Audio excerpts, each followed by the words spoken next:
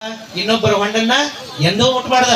ಇದನ್ನ ಹೇಳ್ತಾಳ್ಬೇಕೆ ಕಸ ಹೊಡಿ ಸತ್ಯಕ್ಕ ದೊಡ್ಡಕ್ಕೆಲ್ಲ ಕಸ ಹೊಡಿ ಅಂತ ಕಲ್ಯಾಣದ ಅಂಗಡಿಗೆ ಸತ್ಯಕ್ಕ ಅಂತಾಳ. ದೇವರಲ್ಲಿ ಗಂಟೆ ಲಿಂಗ ಪೂಜೆ ಮಾಡ್ಕೊಂಡು ವಿಭೂತಿ ಹೆಚ್ಚಿ ಕಾಲ್ ಮಾಡಿ ತಲೆ ಕಾಲ್ ಮಾಡಿ ಏನಿಂತು ಏನಾಗಂಗಿಲ್ಲ. ಏನ್ ಮಾಡ್ಬೇಕಾಗೈತಿ ಅಂತಂದ್ರ ಪರದನ ಪರಸ್ತ್ರೀ ಇವೆರಡಕ್ಕ ದೂರ ಇದ್ ಬಿಡು ಮಾರಾಯ, ನೀನ ಗೆದ್ದೆ ಅನ್ನೋ ಮಾತನ್ನ ಹೇಳ್ತಾರ. ಇದನ್ನ ಯಾಕೆ ಇಲ್ಲಿ ಹೇಳಕತ್ತೀನಿ ಅಂದ್ರ ನೀವೇನ್ ಗಂಡ ಮಕ್ಳು ಕುಂತಿರ್ಲಿಲ್ಲ, ಮುಂದೆ ಮದುವೆ ಮಾಡ್ಕೊಂಡಿಲ್ಲ ಹೊಸದಾಗಿ ಮದುಮಕ್ಳು ಇಲ್ಲಿ ಮಟ್ಟ ಎಲ್ಲಿ ಹೋಗಿರೋ ಏನ್ ಬಿಟ್ರು ಏನ್ ಬೇಕಾಗಿಲ್ಲ ನಮಗ.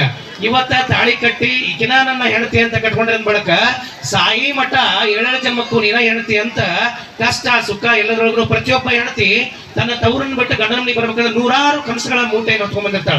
ಗೊತ್ತನಿಂಗಲ್ಲ ಯಾರು ಕನಸು ಕಂಡಿರ್ಕೈ ಐತ್ರಿ?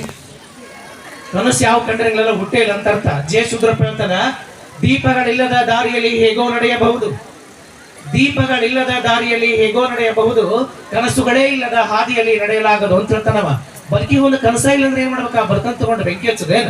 ಅದಕ್ಕೆ ಈ ಬದುಕು ಐತಂದ್ರೆ ಬದುಕಿಗೆ ಒಂದು ಕನಸು ಬೇಕಾ?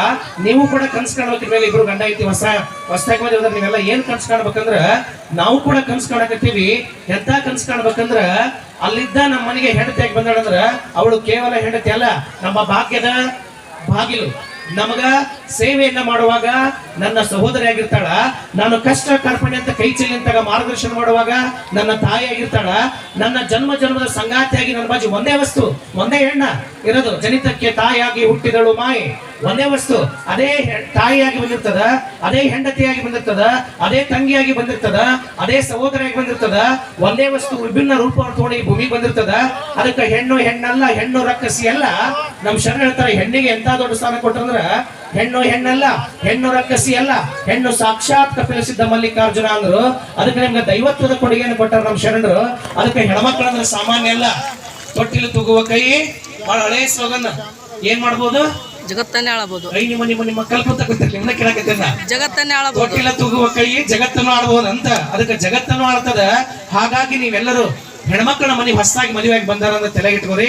ಆಕಿ ಬರೀ ದುಡ್ಯಾಕ್ ಬಂದಿರಂಗಿಲ್ಲ, ಮನಿ ಕಸ ಹೊಡ್ಯಾಕ್ ಬಂದಿರಂಗಿಲ್ಲ, ಮತ್ತ ಮನಿ ವರ್ಷಾಕ ಬಂದಿರಂಗಿಲ್ಲ, ಎಲ್ಲಾ ಮುಗಿದ್ಮೇಲೆ ಊಟ ಮಾಡಕ್ ಬಂದಿಲ್ಲ. ಇಷ್ಟೆಲ್ಲಾ ಸ್ವಾಮಿ ಹೇಳ ಮತ್ ನೀವು ಹೊಸದಾಗಿ ಬಂದಿರಲ್ಲ.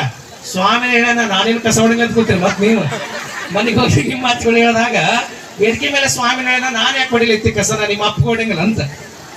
ಹಂಗ ಯಾರು ಇದ್ರಿ ನಮ್ಮ ತಿಳಿ ಕುಂತ 5 ಮಂದಿಯಾಗ ಇಲ್ಲ. ಅದಲ್ಲ ಅದ್ರ ಅರ್ಥ ಏನು ಅಂತಂದ್ರ ಅತ್ತಿ ಸೊಸಿ ಹೆಂಗಿರ್ಬೇಕು ಅಂತಂದ್ರ ಅತ್ತಿಗೆ ಗೊತ್ತಿರ್ಬೇಕ. ಈ ಮನೆಗೆ ಅತ್ತಿ ಹೇಳಕ್ಕೆ ನಾನು ಒಂದ್ ದಿವ್ಸ ಏನಾಗಿದ್ದೆ ನಿಮ್ಮನ್ನ ಕೇಳಕತ್ತೇನ ಸೊಸೆ ಆಗಿದ್ದೆ ಅನ್ನೋದು ಅತ್ತಿಗೆ ಪ್ರಜ್ಞೆ ಇರ್ಬೇಕ. ಹಂಗ ಇವತ್ತು ನಾ ಈ ಮನೆಗೆ ಸೊಸೆಯಾಗಿ ಬಂದೇನೆ ಅಂದ್ರ ನಾಳೆ ಒಂದ್ ದಿವ್ಸ ಈ ಮನೆಗೆ ಏನಕ್ಕಿನಿ ಅತ್ತಿ ಅಕ್ಕಿನಿ ಅನ್ನುವಂತ ಭಾವನ ಸ್ವಸ್ಥ್ಯಾರು ಮರಿಬಾರ್ದ. ಅದಕ್ಕೆ ಬಹಳ ಚಂದ ಮದುವೆಗಳು, ಬಹಳ ಚಂದ ಮದುವೆ ಸಂಭ್ರಮಗಳು. ಅದಕ್ಕೆ ಮದುವೆ ಅನ್ನೋದು ಭಾವನಾತ್ಮಕ